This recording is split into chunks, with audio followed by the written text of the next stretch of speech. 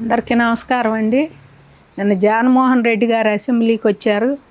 పాపం రాను వచ్చాడు, పాను పోయాడు అన్నట్టు చేశాడు. ఆడ ఏమీ లేదు. ఆయన అసలు అసెంబ్లీకి ఎందుకు వచ్చాడో కూడా అర్థం కాలేదు.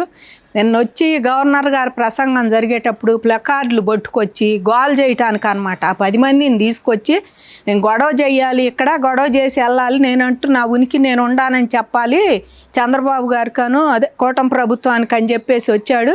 వచ్చి అక్కడికి వచ్చి ప్లకార్డులు చూపించి వాటిని చించి అక్కడే పడేసి ప్రసంగం జరిగేటప్పుడే మేము వెళ్తున్నామని చెప్పేసి వెళ్ళిపోయాడు. ఇక అదేనా అసెంబ్లీ పద్ధతి? మరి మీరు ఉన్నప్పుడు ఎటు అసెంబ్లీ జరపలేదు, నువ్వు ముఖ్యమంత్రిగా ఉన్నప్పుడు అసెంబ్లీ ఏ రోజు సజావుగా జరగలేదు.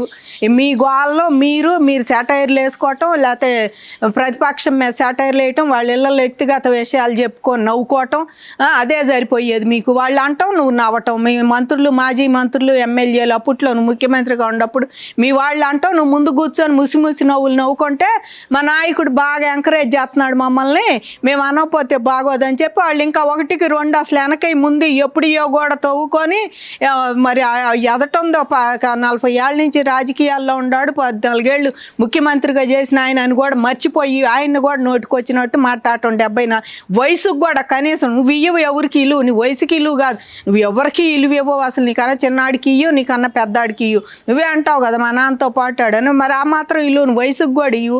అట్లాగే వాళ్ళు కూడా అసలు వయసుకు కూడా ఇల్లు ఇవ్వకుండా నోటికి వచ్చినట్టు మాట్లాడేవాళ్ళు. నిన్న అదే పద్ధతి, నేను ప్రతిపక్షంలో ఉండాను కాబట్టి నేను వచ్చాను రానని తెలియకుండా వచ్చావేమో, నిన్న నువ్వు వచ్చింది లెక్కలోకి రాదు. అది గవర్నర్ గారి ప్రసంగానికి పెట్టిన ఫస్ట్ రోజు నువ్వు వచ్చింది లెక్కలోకి రాదు. అది నువ్వు తెల్లారి నిన్నటి నుంచి రావాలి. నువ్వు మొన్నగా వచ్చింది లెక్కలో అది కాదు. నిన్నటి నుంచి వచ్చి అసెంబ్లీలో మీరు వచ్చిన 11 మంది కూర్చొని మరి ప్రభుత్వంలో ఏం జరుగుతుంది, పోనీ ప్రభుత్వం మీద ఏదైనా మీరు మాట్లాడదలుచుకుంటే, అధికారంలో ఉండాళ్ళు ఏదైనా ప్రజల తరపున మాట్లాడదలుచుకుంటే, నాకు 40% ఓట్లు ఉన్నాయి అని చెప్పి నువ్వు కూర్చొని మాట్లాడాలి కదా. ఎందుకు వెళ్ళిపోవటం? కాబట్టి నేను నువ్వు అసెంబ్లీలోకి వచ్చినట్టు కాదు.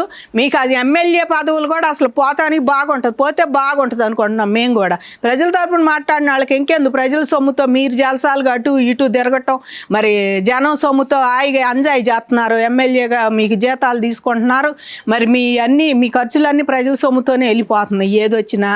ఇంకా మీరు అసెంబ్లీకి వచ్చి పోరాడినప్పుడు మీకు ఆ పదవి ఎందుకు, ఆ జీతాలు ఎందుకు? వదిలేయండి. నిన్నటి నుంచే అది మీరు రాపోతే లెక్కలోదేం కాదు.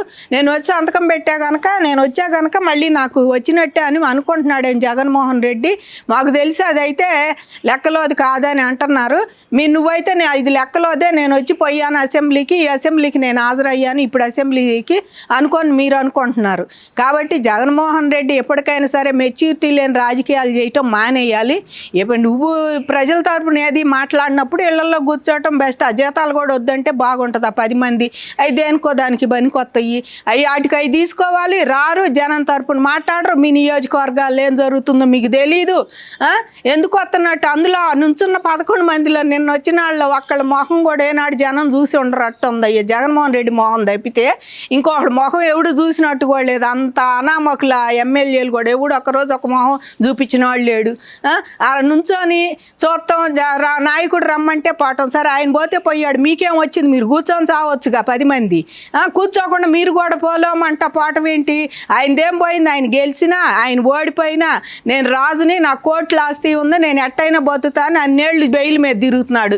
మీరు ఇట్లా జగన్తో పోటీ పడి మీరేం చేస్తారు? మిగిలిన ఎమ్మెల్యేలకు కూడా మేము చెప్పేది ఒకటే, ఎప్పటికైనా మీ ప్రజల సమస్యల మీద ఏమైనా సమీక్షించదలుచుకొని మేము మాట్లాడాలి అనుకుంటే అసెంబ్లీకి రండి.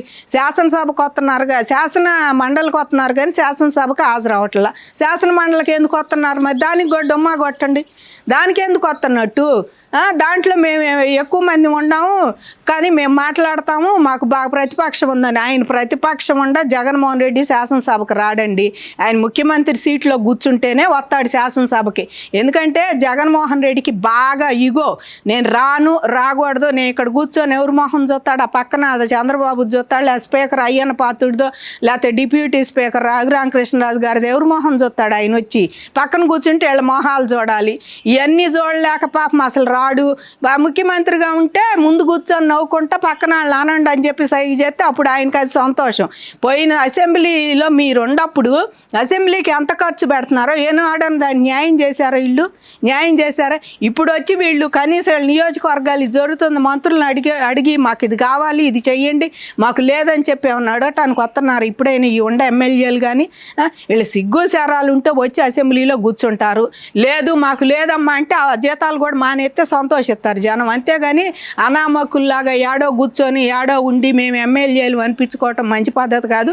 జగన్మోహన్ రెడ్డి గారికి పదే ఆంధ్రప్రదేశ్ తరపున కానీ ఎవరి తరపునైనా సరే ఆయనకి చెప్పేది ఒకటేనండి, నేను 40% తరపున నువ్వు ఎంతవరకు పోరాడావు, ఏ రకంగా పోరాటం చేసావు ఒకసారి ఈ జనానికి ఎవరిస్తే బాగుంటుంది.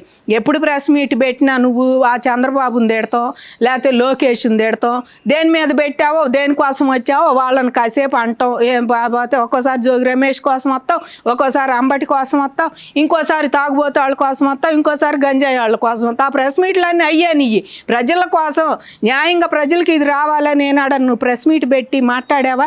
ఏడికి పోయినా నువ్వు శవ రాజకీయాలు ఇదే చేస్తున్నాడు.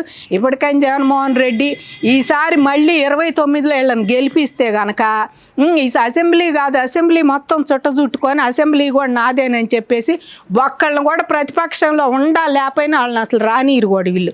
ఆ రకమైన రౌడీ రాజ్యాన్ని తీసుకొస్తానికి జగన్మోహన్ రెడ్డి గారు ముందుంటాడు.